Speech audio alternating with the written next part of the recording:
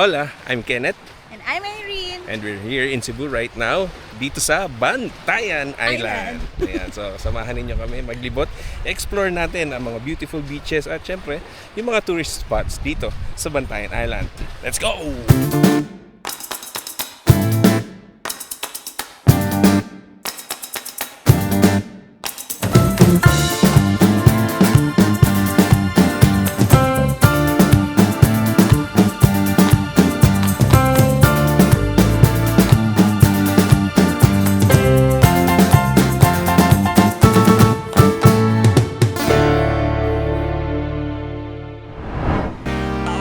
From Ninoy Aquino International Airport, lipad tayo papuntang Mactan, Cebu International Airport.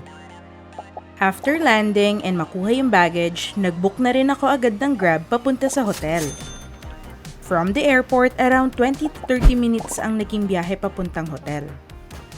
Finally, we arrive at Hop Inn Hotel. Dito kami magstay for the night para makapagpahinga din mabuti before we leave early in the morning. Around 3:30 AM, nasa Cebu North Bus Terminal na kami. From here, may buses and vans na bumabiyahe pa Hagnaya Port, the gateway to Bantayan Island. Since sobrang aga pa, van yung naabutan namin kasi 4 AM pa start ng biyahe ng mga bus. From North Bus Terminal, bumiyahe kami ng mga 2.5 hours papuntang Hagnaya Port. Almost 6:30 AM nang makarating kami sa Hagnaya Port and saktong sa ticketing area na rin kami binaba. Bumili muna kami ng ticket sa Island Shipping Corporation at nagbayad ng terminal fee for the 6:30 AM schedule. Excited talaga kaming mag-asawa for this week-long trip to celebrate both my birthday and our wedding anniversary. Sabi nga nila, the best memories are made when you're together and exploring. And quick disclaimer lang guys, hindi ito yung usual travel guide or budgeted trip. This vlog is just us sharing our experience and bringing you along. Chill lang yung itinerary namin, more on relax and just enjoying the moment. Sana kahit papano may mapulot kayong ideas along the way. Pagdating namin sa port, may very light lang na lalakarin para makarating sa exit. Para sa mga gustong pumunta dito sa Bantayan Island, eto na siguro ang sign nyo to finally visit the island. Finally, we made it to Santa Fe Beach Club. Pagkakita ko ng facade, akala ko maliit lang yung area. Pero wait till you see the inside. Ito rin pala yung famous hallway nila kung saan madaming nagpipicture at andito rin yung signage ng beach club. The usual procedures, pagdating, fill up muna ako ng mga info. In fairness sa staff nila, sobrang bait at very welcoming and accommodating. Sa area na ito, nandito yung resto, pwede ding mag-dine-in. Paglabas naman, beachfront na agad. Ang ganda ng view. Nakikita ko lang ito sa social media before at ngayon, finally, we're here. Ganito lang din talaga gusto namin, malapit sa dagat, tahimik at relaxing ang vibes. Excited na kami at will definitely enjoy every moment dito sa Santa Fe Beach Club. Thankfully, pinag-early check-in na nila kami. Sobrang aga pa namin 9 AM. Pero ready na agad yung room. So let's check out the Beach View Duplex.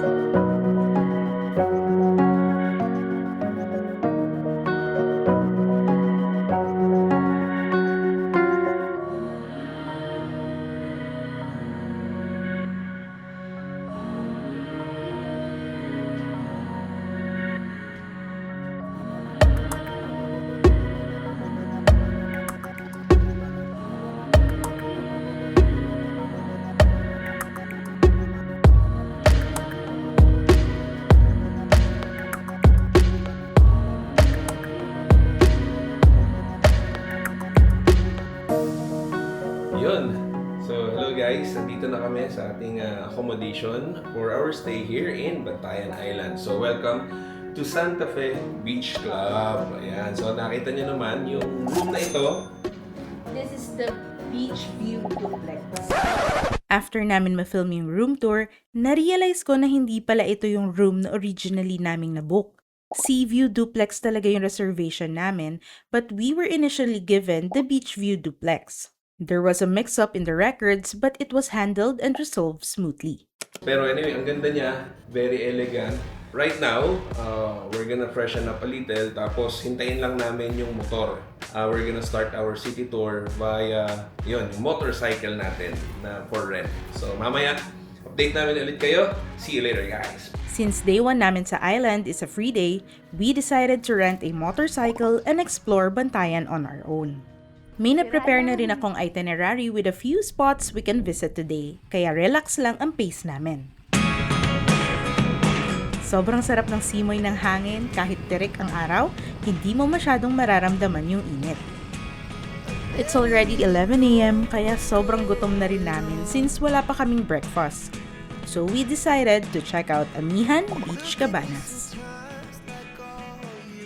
I've seen a lot of good reviews about the restaurant and based din sa photos online, ang ganda ng location. They also have rooms for accommodation, so if you're interested, you can check their Facebook page for more details. In all honesty, ang ganda ng place. Maraming puno, mahangin, at very relaxing ang vibe. Just beside the pool is the restaurant. Akala ko mas malaki yung resto in person pero sakto na rin to accommodate not so many guests. Panalo talaga ang view, lalo na kung gusto mo ng peaceful dining experience. Since maaga pa for lunch, kami pa lang yung guest sa resto at that time, kaya hindi pa sila masyadong busy.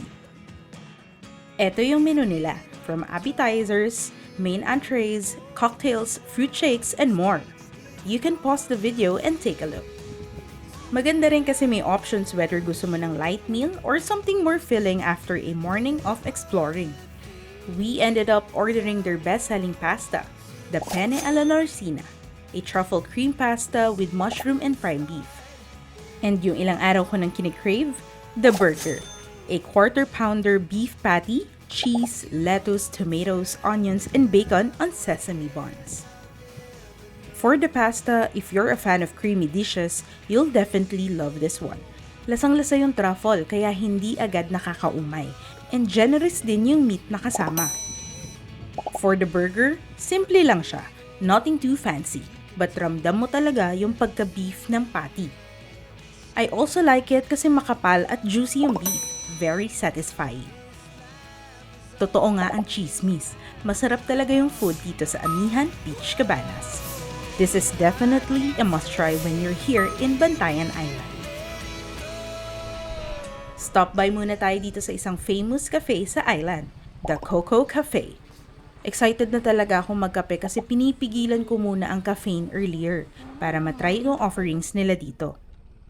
I ordered their recommended drink, the Island Brew, a Vietnamese coffee with homemade coconut ice cream, and an iced Spanish latte. Siningit na rin namin na bisitahin ang Ogtong Cave today. Since we're staying at Santa Fe Beach Club, may free access sana ang guests dito. But to our surprise, wave na pala yun at kailangan na naming bayaran at least 50% ng entrance fee. Also, under repair ang Ogtong Cave during the time of recording, which is the main attraction dito. Kasi naapektuhan ito nung earthquake last September.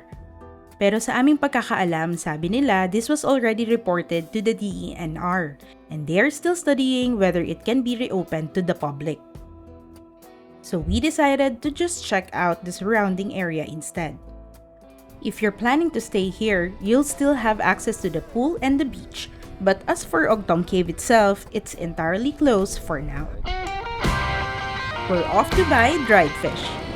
Biyahe tayo papuntang Bantayan Town kasi sabi ng locals, ito talaga ang best place to get dried fish. From Santa Fe, mga 20 minutes din ang naging ride namin. Talagang pinuntahan na namin ang market ngayon para hindi na namin iisipin sa ibang araw. Since may motor na rin kaming ni-rent, dinayo na namin to check out the main suppliers of danggit, puset, and other dried fish. Kabilin-bilinan din kasi ito ng daddy ko so we made sure to get everything we needed right away. Ang dami ring options ng dried fish dito at siguradong fresh pa. Plus, mas mura rin kumpara sa ibang lugar kaya sobrang sulit ang pagdayo. On our way back, nadaanan din namin ang Bantayan Town Hall. We also passed by Parroquia de San Pedro Apostol Church here in Bantayan. It was partially damaged by the earthquake last September and closed to the public for now since repairs are still ongoing. And here we are, just enjoying the ride back to Santa Fe. Chill ride lang ang trip namin. After ng aming quick rest, dumiretso naman kami sa Cota Beach Resort. Sabi nila maganda raw ang sunset dito kaya sinama namin sa itinerary. They also have restaurant, cafe, and bar na pwedeng mag-dine in. Impressive kasi ang lawak din ng lugar nila dito. By the way, may rooms din sila for accommodation so if you're interested, you can check their Facebook page for more details. Unfortunately, makulimlim yung weather during our visit, so wala kaming naabutang sunset that day. Hello! White sand yung beach, though hindi siya super pino, pero maganda pa rin and relaxing. Medyo masama ang lagay ng panahon doon, no? Maulan. Kanina umaambon-ambon, pero buti ngayon medyo huminto na. Nakapag-motor na ulit kami mag-asawa. Doon yung ating dinner later on. Ayan, andun daw yung indoors daw yung kanilang barbecue night. As far as we know, kasama rin ang Cota Beach sa usual land tour stops dito sa island. But we decided to visit it today para dito na rin kami mag-dinner. Every Friday and Saturday daw ang kanilang barbecue night. Usually beachfront yung setup, pero dahil gloomy ang panahon, indoor muna yung barbecue night nila that time. We were a bit early for dinner kaya kami pa lang din ang guests. Parang naging habit na rin namin na umiwas sa peak hours para mas chill, mas tahimik, and mas relaxing yung experience. Here's the menu for your reference. You can still order from their a la carte menu plus yung mga ihaw-ihaw options.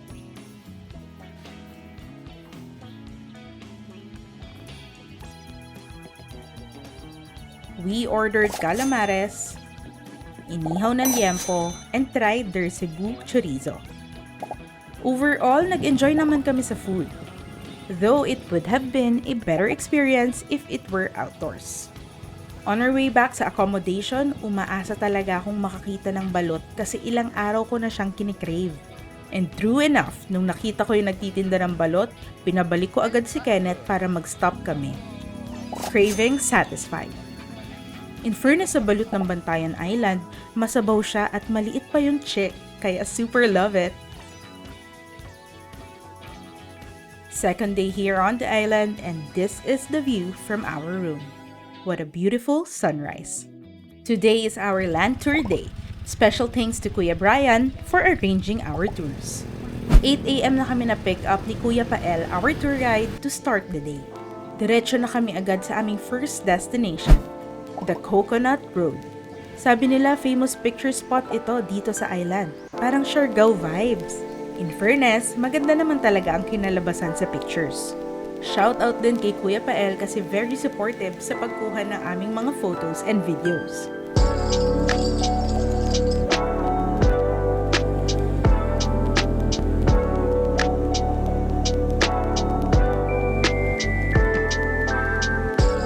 Andito na rin kami sa second destination, Oboob Mangrove Garden Eco Park.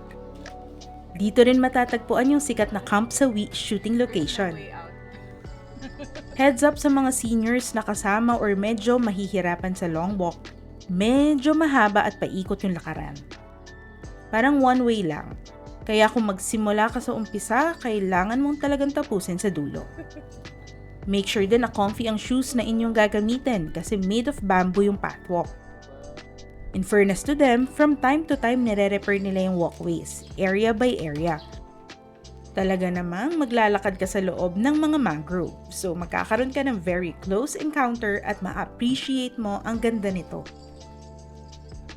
Here it is, the famous Camp Sawi location. Very popular ito dito sa Bantayan Island.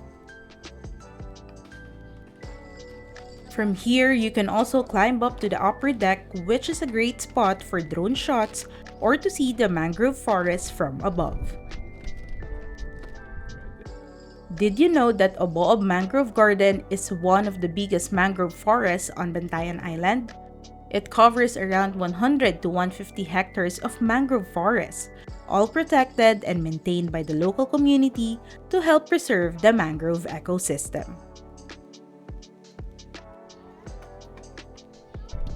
On our way back, madadaan kami sa mangrove tunnel. Matataas ang mangroves dito, kaya parang walking through a forest.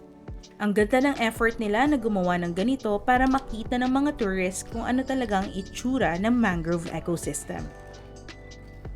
Syempre, we need to stop by the souvenir shop. Sabi ni Kuya Pael, dito rin pwedeng bumili ng murang souvenirs. And of course, di pwedeng walang fridge magnet. On our way to our next destination, at Sandira Beach, also known as Paradise Beach. May entrance fee dito but since included na siya sa package namin, si Kuya Pael na ang bahala. May short walk lang papunta sa beach area, pero mamamangha ka naman sa view pagdating mo. Malawak ang beach na ito, ang ganda, malinis at maputi din ang sand. Sandira Beach or Paradise Beach is known for its wide stretch of white sand, clear waters, and peaceful atmosphere. Perfect for swimming, chilling, or just walking along the shore. It's one of the quieter beaches here in Bantayan Island, giving you that relaxed, untouched beach vibe. Kahit nakapunta na rin kami sa iba't ibang beaches, Sandira Beach has its own unique beauty. For us, moments like this, relaxing by the waves, feeling the breeze, and just slowing down, never get old. Parang reminder na sa buhay, hindi kailangan laging mabilis o puno ng ingay. Sometimes, the simplest things, a quiet beach, the sound of the sea, walking on the sand, are enough to make you grateful and at peace. After swimming, nagutom na kami, and saktong may nakita kaming nag-iihaw, so we grabbed grilled bananas. It's like banana cue, but healthier since it's not fried. Super sarap lalo na mainit pa at bagong luto. Next up, the ruins. Ito yung spot na sometimes tinatawag na cliff site ng locals. Contrary sa ibang ruins sa Pilipinas, this one isn't from the Spanish era. Its history goes back to the late 90s where a German man built his house but left his property after few years. The walls are now withered and covered with graffiti, which makes it very photogenic. Perfect for pictures and drone shots with the right angle. It's a popular spot for tourists, not just because of its history, but also because of the amazing views and seaside vibe. Imagine living in a house where a short walk brings you straight to the ocean. Mapapasana all na lang sa ganda ng location. Right beside the structure, may rocky cliff na diretso sa sea. Locals sometimes swim or even cliff jump dito during high tide. Whether you come here for photos, the scenery, or just to enjoy the breeze and sound of the waves, the ruins give you a perfect mix of history and adventure dito sa Bantayan Island. And that's the end of our land tour. The total tour time was just enough for a half-day trip. Dito naman kami nag-lunch sa Meldy's Eatery, a popular seafood spot on the island. Madaming choices, not so pricey and super fresh. We tried their adobong puset, garlic buttered shrimp, and seafood rice. Isa ito sa affordable at panalo sa lasa. And we're back to our accommodation just in time for the room transfer. Welcome to our sea view duplex. Compared to the beach view, mas spacious ito at talaga namang the view is worth it. Imagine waking up every day with this kind of view. Nakakaganda ng mood and you can really start your day right.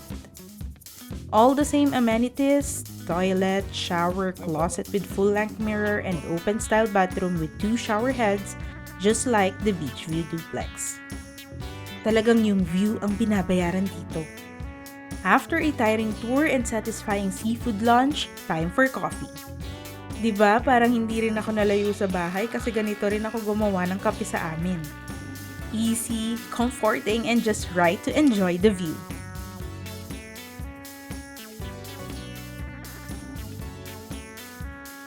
Ganito ang itsura ng beach club during nighttime. For dinner, dito na lang din kami kumain sa resto ng beach club. Madami din naman silang choices. And honestly, very tito-tita mode na rin para lumabas pa at maghanap ng ibang kakainan. Mas okay na rin dito para diretso pahinga after. After dinner, tambay lang kami sa labas ng villa. Sobrang thankful kami sa weather. Presko, mahangit, at sarap lang sa pakiramdam. It's a perfect way to end the day. Our third and last full day here in Bantayan Island. Today is extra special. Hi guys, island hopping day today with the birthday girl. Birthday, syempre anniversary rin namin. Just like yesterday, around 8 a.m., pinick up ulit kami ni Kuya Pael for our island tour. Supposed to be a bit earlier sana, pero na-delay siya ng konti dahil naghanda pa siya ng food na babaunin namin for the tour. Pagdating namin sa docking area, medyo nakaka-nervyos kasi may mga sumisenyas na wala daw munang island tour due to strong winds and big waves. Of course, kabado kami kasi baka masayang ang araw. But the tour guides advise us to wait it out muna. Baka humupa pa ang hangin at alon. Inalalakas din namin ang aming loob na gumanda sana ang weather para matuloy ang tour kasi isa talaga to sa kukumpleto ng aming trip. Sakto lang din after some time, cleared na raw at safe na ulit bumiyahe. Kaya tuloy na ang island tour. Nag-register na rin kami and since kasama na sa package namin ng fees, si Kuya Pael na ulit ang nag-asikaso ng lahat. Private boat ang gamit namin kaya kami-kami lang din ang sakay. Upon registration, sasabihin anong boat assigned kaya need tandaan para di maligaw sa sasakyan. Kailangan lang naming maglakad papunta sa bangka para makasakay. Medyo may kataasan na ang tubig at ramdam talaga ang lakas ng alon.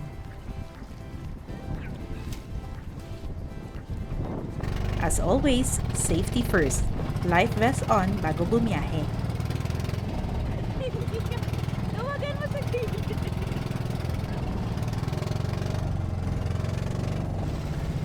First destination, Hilantagaan Island.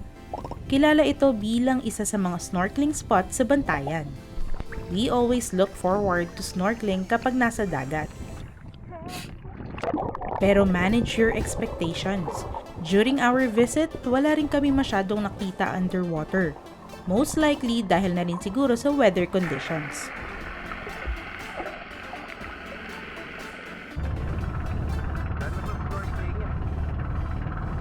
Papunta na kami sa... Kuya, saan tayo? Virgin Island na daw. Next up, the highlight of the island tour. Virgin Island of Bantayan.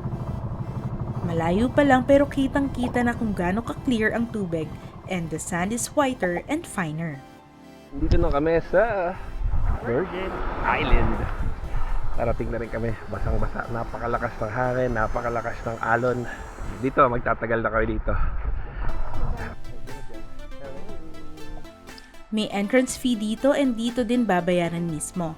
But again, included na sa package namin. Good timing din na maaga-aga kaming nakarating kasi they were closing by 12 p.m. due to a staff celebration. May free use of cottages rin and maraming tables and chairs available. Sa sobrang daming picture spots dito sa Virgin Island, di na namin alam alin ang uunahin. Kidding aside, full support naman si Kuya Pael to take our photos and videos. Before settling down, nilibot muna kami ni Kuya Pael sa buong island.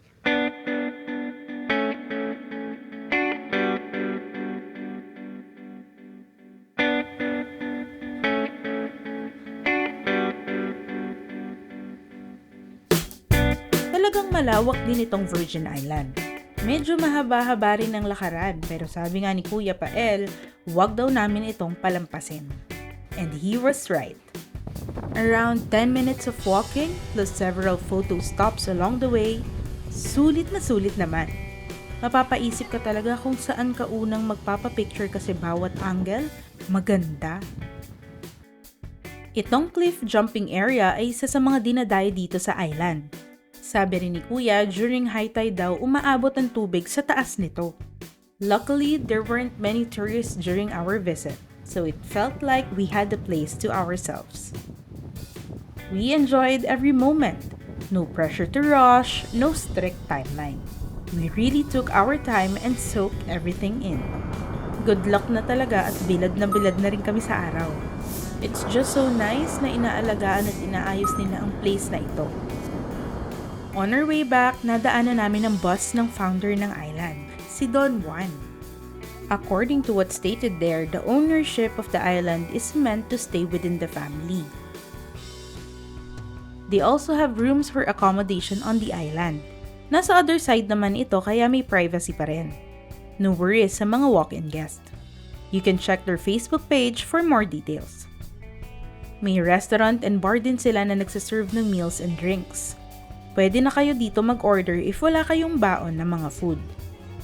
Expect nyo lang na medyo pricey ang food dito. Honestly, kahit saan ka tumingin, maganda. Tahimik, malinis, at ramdam mo talaga yung pagkaro at untouched ng lugar. Virgin Island is famous for its powdery white sand, crystal clear waters, and panoramic views. A true island escape that shows why Bantayan is considered one of Cebu's hidden gems. And that's me, just relaxing on my floaters, soaking up the sun and the calm water. Highly recommended ito sa mga gusto lang mahiga at mag-chill sa gitna ng dagat. Finally, my husband joined me for a swim. And we just enjoyed the water and the vibes of Virgin Island. Before we leave the island, kain muna kami ng lunch. Si Kuya Pael na rin ang nag-prepare ng pagkain para sa amin. May dala siyang Cebu lechon, adobong manok, at ang much-awaited steamed scallops.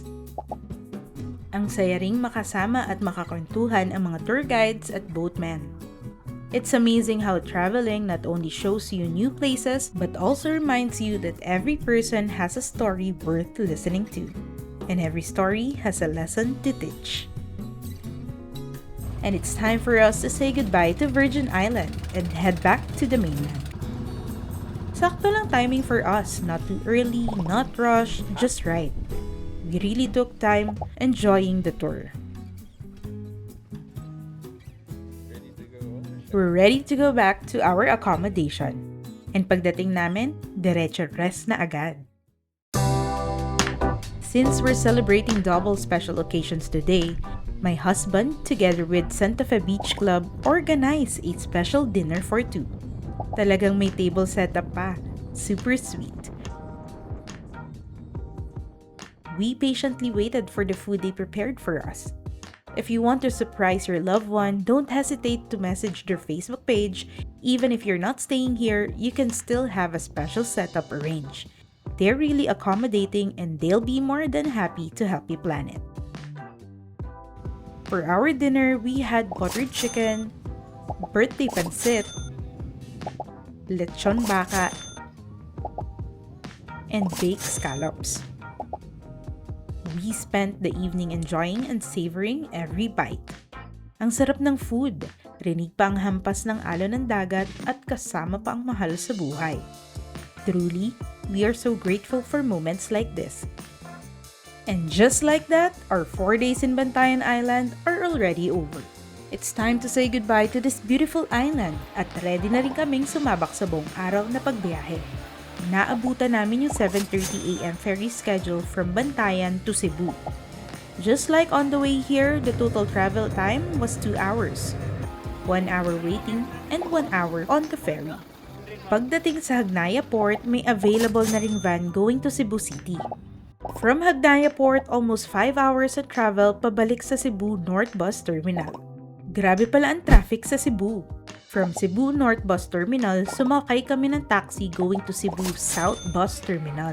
Kasi dito naman ang sakayan to our next destination, which is Moalboal. Yes, you heard it right. From north to south ang trip natin, kaya all-day travel kami ngayon. We bought our tickets from Cebu City to Bato via Barili. then proceeded to the assigned gate for scanning the tickets before boarding. Sakto lang din yung dating namin, hindi pa masyadong puno ang bus. From Cebu South Bus Terminal, mga 4 to 5 hours travel time going to Moalboal. Bumaba kami sa Jollibee Moalboal para malapit na lang sa accommodation namin. If mag-try kayo going to your accommodation, better to look kung meron kayong pwedeng makasabay para hati-hati na lang sa pamasahe. Don't forget to negotiate with the tricycle driver. Make sure it's a fair rate. Andito na kami sa Moalboal sa ating accommodation. We're staying at Indino's guest house, and they were generous enough to give us a room good for 6 even though it's just the 2 of us. For those planning to go to Moalboal, most accommodations here are like this, close to the beach or activity areas, and with easy access to restos and cafes. Special thanks to Kuya Heck for always arranging and accommodating my Cebu trips. Dalawa lang kasi talaga yung ipinunta namin dito sa Moalboal. Hindi namin pwedeng palampasin yung pagkakataon na makabisita, syempre dun sa Turtle dahil favorite ni Mrs. ang mga pagong, and yung isa, yung Smooth Cafe. Ayan, sasamahanin niyo kami. Gayak lang kami, pahinga lang kami ng konti, and punta tayo sa Smooth Cafe. From our room, it's just a 2-minute walk to Smooth Cafe, so the location is perfect this time. Welcome back to Smooth Cafe. Our first visit here was already unforgettable, so this place is always a must whenever we're in Cebu. Check out their menu. Food and cocktails galore. Pause the video if you want to see everything they offer.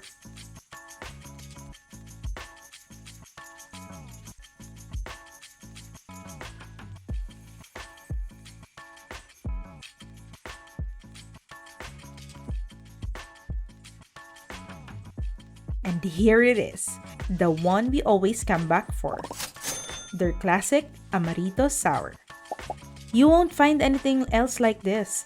It's so unique, maybe because their liquor is homemade and they mix it themselves for this cocktail. Super refreshing. We also got fries and wings. And adding to the good vibes, the live band. Talagang kahit sino, kahit anong lahi, napapasaya nila. It's the perfect way to shake off the tiredness from a long trip. We started our day super early kasi gusto naming makatch yung feeding time ng mga sea turtles. But before meeting the turtles, swimming muna kami kasama yung millions of sardines. Katulad pa rin ng dati, sobrang dami pa rin nila. Ang gaganda pa rin nilang tignan. Ang saya din kasi ang daming small fishes na nakikisabay sa amin this morning, unlike sa previous encounters namin. Ganito ang snorkeling. Talagang madaming makikita underwater.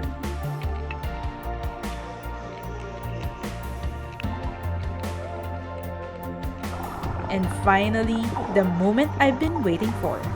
The turtles themselves. Ang ganda talaga. Ever since I was a kid, I've been fascinated with turtles, especially the sea turtles. Watching them swim makes my heart happy and at peace. Kasi nga naman, sobrang chill lang ng paglangoy niya. I find them very amusing. Ang dami ring turtles this time. It's the most out of all our visits here. If I could stay here in the water forever, I would. Perfect birthday gift. My heart is full, sabi nga.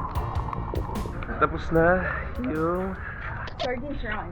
sardines run at saka yung sa turtle watching. After our activity, we had a quick breakfast at a nearby eatery. Kasi anytime darating na yung sundo namin for our next activity. Kain tayo! Right after eating, Kuya Mervin arrived to pick us up. And today, we're visiting some waterfalls, so we need to ride to Alegria to meet our next guide. On our way to Cambay's Falls, we each had our own motorbike for safety.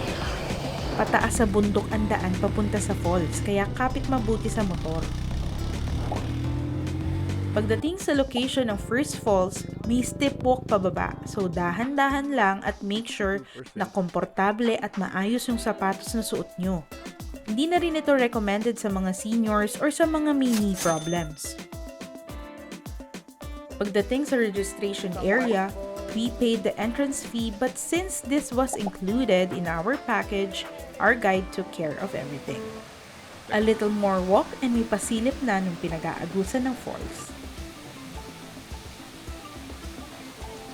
Another struggle ang pagpanik, para kang mag-rock climbing.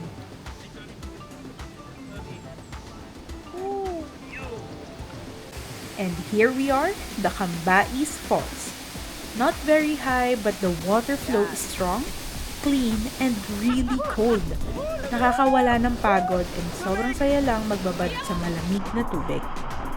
Nakakatuwa ring panuurin yung mga tour guides. Super game sila na mag-jump habang ako ang natatakot for them. Kudos sa mga kuya na nakasama namin. This is a highly recommended spot, especially if you've already tried other activities here. It's refreshing, fun, and worth the effort. Diba struggle na yung pagbaba namin kanina? Eto din palang pagpanik. Hihingal-hingal din kami. Though may mga gawang hagdan na rin naman pero ingat lang lalo na kung basa ang daan kasi madulas. On our way to the next falls. May entrance fee ulit dito but it's very minimal naman. Konting lakad lang pababa and you'll reach the falls. Actually, it's more of a mini falls, but there's a jumping area na isa din sa pinupuntahan dito. Welcome to Cancalanog Falls. Yung malamig at sobrang linaw na tubig dito ay nanggagaling daw sa natural mountain springs at rainwater mula sa uplands ng Southern Cebu. Kaya ang fresco din talaga sa pakiramdam dito. Ayaw niyan tumalon. At first, undecided pa si Kenneth kung tatalon ba siya. Konting push lang, napilit din. And here's the brave soul.